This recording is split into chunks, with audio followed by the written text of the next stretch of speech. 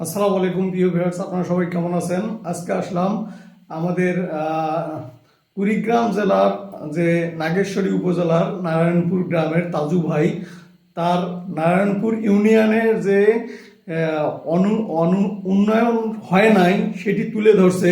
তো আশা করতেছি যে এই তাজু ভাইয়ের মাধ্যমে নারায়ণপুর ইউনিয়নের যে অনুন্নত রয়ে গেছে তার চিত্র গোটা বাংলাদেশ সহ বাংলাদেশের প্রধানমন্ত্রীও এটা দেখেছে।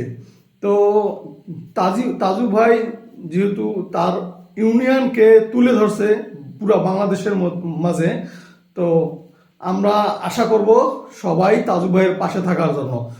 তো তাজু ভাই একজন উচ্চশিক্ষিত লোক না হয়েও তার যে এই মন মানসিকতা, তার ইউনিয়নকে সবার কাছে তুলে ধরছে তার যে মন মানসিকতা, তো এই মন মানসিকতায় তার দেশপ্রেমের পরিচয় পাওয়া যায়।